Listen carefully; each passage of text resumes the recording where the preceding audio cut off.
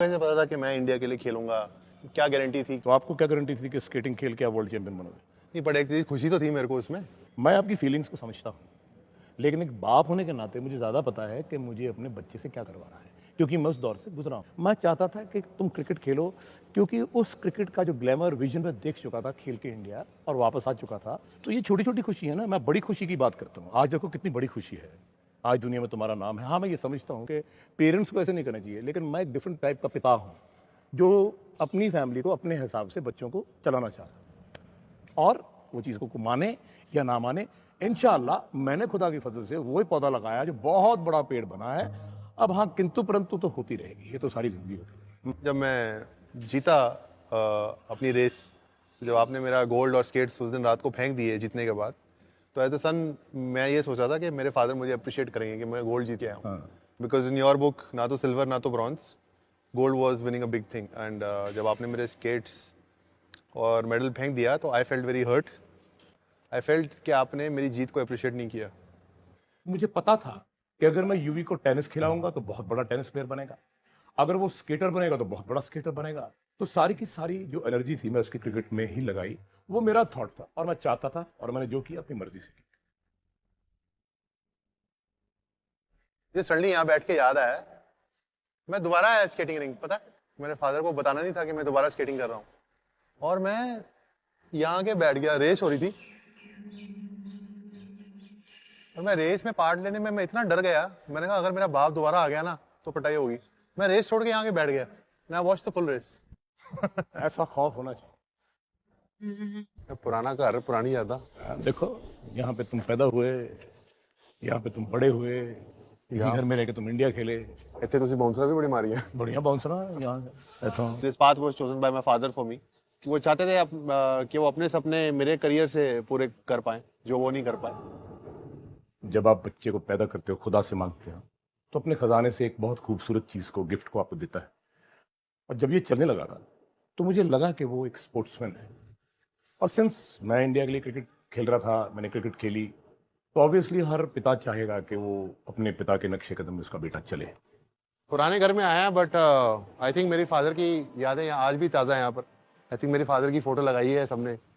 The long live the dragon, ये dragon है जो आग छिड़कते हैं। हमारे ड्रैगन ये है जो बाउंसरों के साथ आग छिड़कते थे।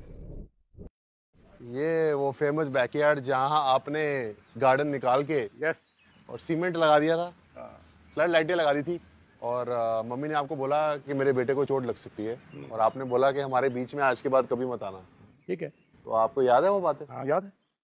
तुम्हारी दादी भी बड़ा शोर मचाती थी, हाय मेरा बच्चा मर जाएगा, हाय ये हो जाएगा। तो मैंने कहा कुछ नहीं होगा, ये लेजेंड बनेगा, मुझे पता है। काफ़ी अच्छी यादें हैं मेरे मदर फादर की। घर नहीं था ये, एक्चुअली एक सेमी तरह की जेल थी। नहीं, ए बेटा जी, कोई अच्छी बात भी मेरे लिए बोलो। इतनी मेहनत पिता ने तुम्हारे लिए की है, ये कौन सी जेल थी भाई? वो जेल नहीं है, यहाँ पे एक चैंपियन पल रहा था, ऐसे बोलो। मेरे फादर बहुत गुस्से वाले थे। दोस्तों से नहीं मिलना, अपने कजन से नहीं मिलना, और क्रिकेट में सारा टाइम देना, छुट्टी पे नहीं जाना। तो आई थिंक बहुत से सैक्रिफाइसेस थे जो उस टाइम पर वो किए। नॉर्मल लाइफ जो होती है दोस्तों के साथ और बाहर घूमना फिरना, वो बिल्कुल नहीं थी। जैसे वो बच्चा भाग रहा है वहां पर, तो उसको अभी 8-10 राउंड लगाएगा, मेरे को 50 राउंड लगाने पड़ते थे। तो जब मैं छोटा था, I was not use to being in the sun और भागना। जब मैं यहाँ पे आके कॉलेज के प्लेयर्स को देखता था वो कैसे भागते थे, तो वो 16, 17, 18 साल के लड़के हैं और मैं 10 साल का हूँ, तो मुझे भी उनकी तरह भगाया जा रहा है, which was very harsh, I felt. The good thing was that he never differentiated between me and the other boys. If you want to be the best, you have to train like them. If you can't, then you go home. आपा इधर start की थी cricket? हाँ याद है। Yes, मुझे fast bowling से डर लगता होता था, और आपने इधर पेस एकेडमी के लड़कों को बोला इसको बाउंसरे मारो यहाँ पर, और मैंने आपको बोला पापा हेलमेट डाल लूँ मैं? आपने बोला ओए विव रिचर्ड ने हेलमेट नहीं डाली तो तू भी नहीं डालेगा। युवराज को मैंने सर गारफील्ड सोबर्स के रूप में देखा, युवराज सिंह को मैंने विव रिचर्ड के रूप में देखा। दोनों का कॉम्बिनेशन देखा, क्योंकि अगर आपका टारगेट बड़ा लो है ना, तो आप जिंदगी में कुएं में जाके गिरते हैं। टारगेट आपका माउंट एवरेस्ट से ऊपर तारों पे है तो आप जाओगे जरूर, आधे में चले जाओगे तो बहुत बड़ी बात। मेरे पास कोई चॉइस नहीं बची थी, और फिर he gave me only one choice to play cricket. तो आई थिंक वो थोड़ा चाइल्डहुड बैगेज है कि मुझे पसंद नहीं था, बट मेरी मदर बहुत सपोर्टिव थी through my path, and mother has always stood by me जब भी इन टफ टाइम्स। फादर से बचाना, अपने ऊपर ले लेना, कहीं भी मैंने कोई भी अगर डिसीजन लिया लाइफ में, mother always been there for me.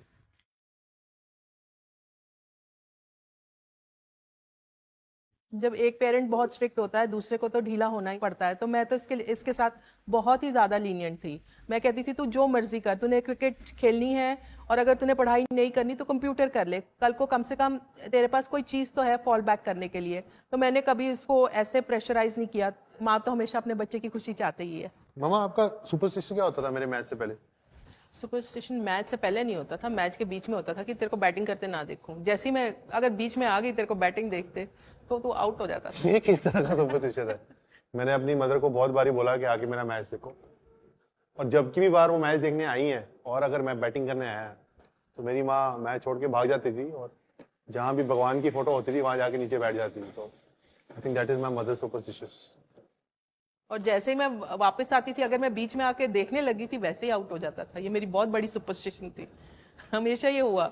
Actually I was hoping that my mom would come and watch my matches, because mummy का इतना डर नहीं रहता था।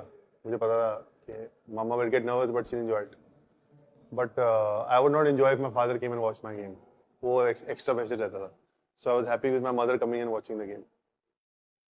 It is dream of any cricketer कि वो अपनी कंट्री को रिप्रेजेंट करे, क्योंकि उस टाइम पे तो आईपीएल भी नहीं होती थी, so there was not surety कि आपको करियर मिलेगा नहीं मिलेगा।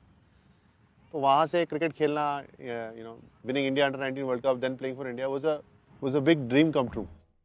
Obviously it was never a constant high. मुझे याद है जब इंग्लैंड में अच्छा खेला था नेटविस में तो फ्रैक्चर हो गया उंगली में। उसके बाद अगले 2-3 साल अच्छे जा रहे थे, फिर I broke my knee in 2006. That was a very bad injury. और उसके बाद again we won the T20 World Cup again on a high. But the worst thing was obviously cancer. हमने कभी expect नहीं किया था कि मैं ऐसे बीमार हो जाऊंगा। I was not defeated by cancer. I didn't accept कि ये बीमारी मुझे defeat कर सकती है। So I never gave up.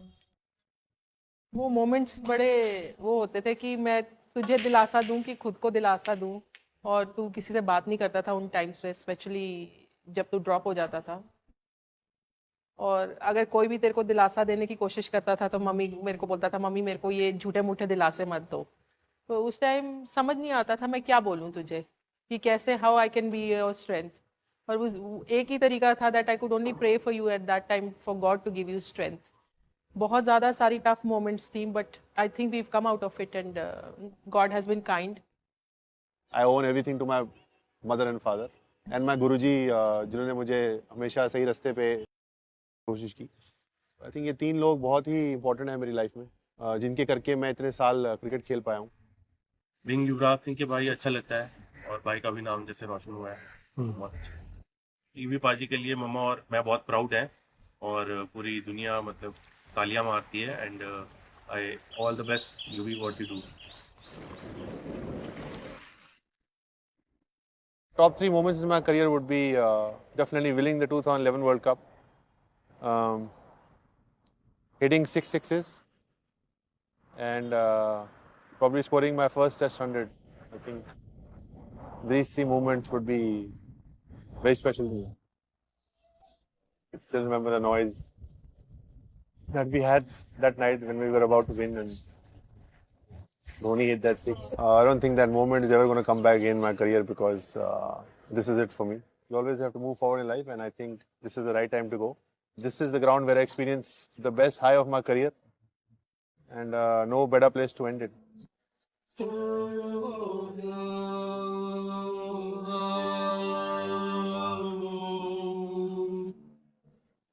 I have been playing international cricket on and off for 17 years now. I have given my all to this game and it has given me so much in return. Cricket pitch पर जिया हर moment मेरे लिए special रहा है, पर अब it's time to say goodbye and walk away.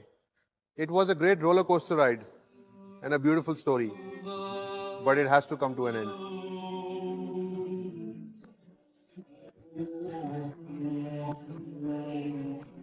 I was playing a cricket match, Ranji Trophy here when you were born. Your grandfather was standing there, and I was fielding in covers. Puneet Bali was a young kid, so my father gave a chit, and it was written, "You're blessed with a son." And everybody hugged me during the match.